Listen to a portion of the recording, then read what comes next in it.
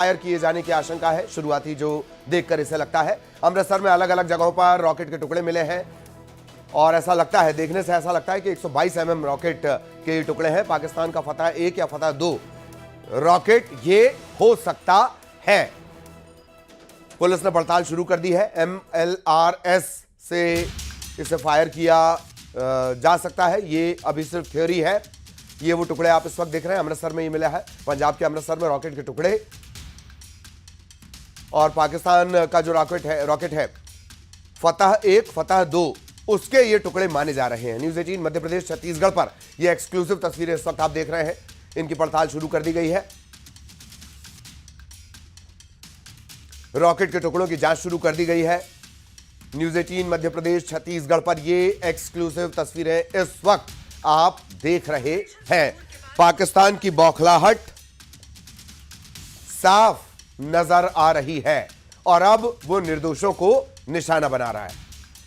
अमृतसर में ये टुकड़े मिले हैं, रॉकेट के टुकड़े। पाकिस्तान के पास जो फतह 1 फतह 2 रॉकेट है उस सीरीज का ये रॉकेट हो सकता है।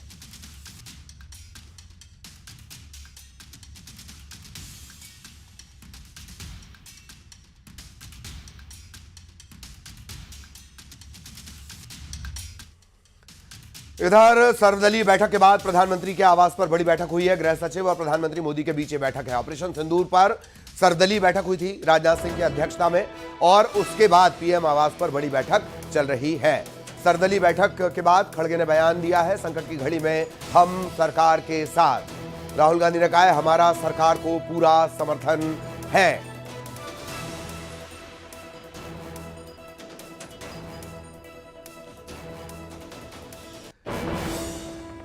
दो बड़े अपडेट वॉर ब्रेकिंग से जुड़े हुए। सर्वदलीय बैठक के बाद प्रधानमंत्री अब पीएम आवास में बड़ी बैठक। गृह सचिव और पीएम मोदी बैठक ले रहे हैं। गृह सचिव उसमें मौजूद है। उससे पहले एक सर्वदलीय बैठक, तमाम दलों के नेता इस बैठक में शामिल हुए।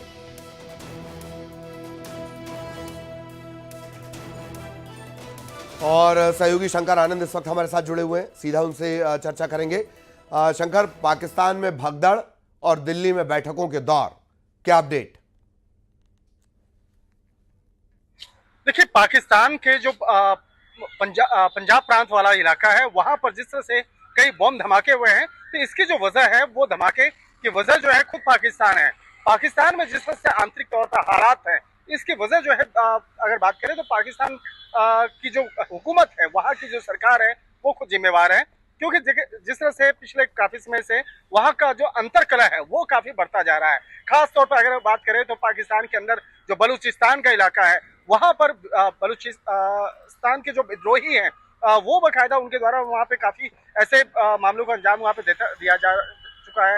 हालांकि जिस तरह से अगर देखा जाए कि जिस तरह से पिछले कुछ समय पहले भारत सरकार के द्वारा जिस तरह से एक बड़े कार्रवाई को अंजाम दिया गया और खास तौर पर जिस तरह से भारतीय आर्मी ने ऑपरेशन सिंदूर चलाया, तो एक तरफ देखा जाए ऑपरेशन सिंदूर के द्वारा जिस तरह से उन आतंकियों के खिलाफ कार्रवाई की गई जो आतंकी पिछले काफी समय से पाकिस्तान के अंदर में रह करके भारत के खिलाफ साजिश रचते थे, उनके खिलाफ कार्रवाई की गई है।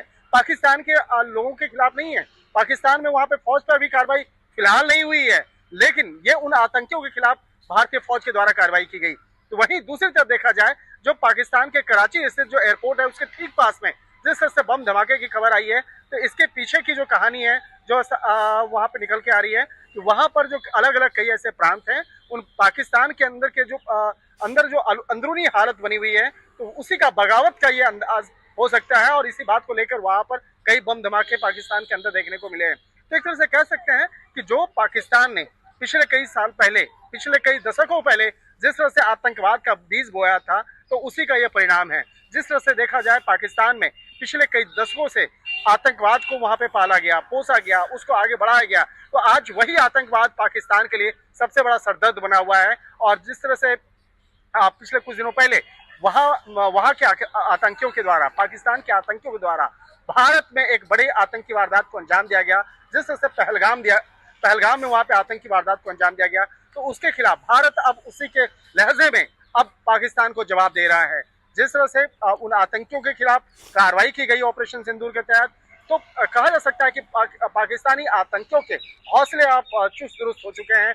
उनके हौसले पस्त हो चुके हैं। तो वही देखा जाए जो पाकिस्तान के अंदर में अलग अलग प्रांत के द्वारा जिस तरह से एक अंतरकलह का जो बीज अब निकल के बाहर आ रहा है, उसका जो फल निकल के बाहर आ रहा है, तो कहीं न कहीं वो पाकिस्तान को भी आंतरिक तौर पर तोड़ रहा है। और पाकिस्तान की जो आर्थिक तौर पर हालात है, सामाजिक तौर पर हालात की बात करें या अंतर्राष्ट्रीय स्तर पर जो हालात बना है, इसकी वजह खुद पाकिस्तान बना है। तो कहीं न कहीं इस मामले पर कहा जा सकता है कि पाकिस्तान आंतरिक तौर पर, सामाजिक तौर पर, अंतर्राष्ट्रीय स्तर पर अब टूटता हुआ नजर आ रहा है। वो दिन दूर नहीं है कि जब पाकिस्तान के भी कई टुकड़े होंगे और इसकी वजह खुद पाकिस्तान बनेगा, क्योंकि पाकिस्तान के अंदर आंतरिक स्थिति जो है बहुत मजबूत नहीं है, बल्कि और ज्यादा चरमराती हुई नजर आ रही है। जी। चलिए, बहुत धन्यवाद आपका शंकर इस तमाम जानकारी के लिए। सहयोगी शंकर आनंद विस्तार से जानकारी दे रहे थे।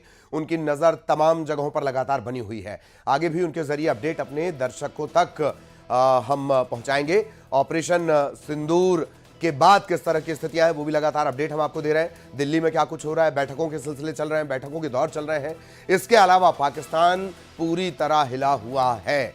पाकिस्तान में अलग अलग जगहों पर, अलग अलग शहरों में, लाहौर में, कराची में धमाके हो रहे हैं। पाकिस्तानी सेना का कहना यह है कि भारतीय ड्रोन उसने यहां पर देखे हैं।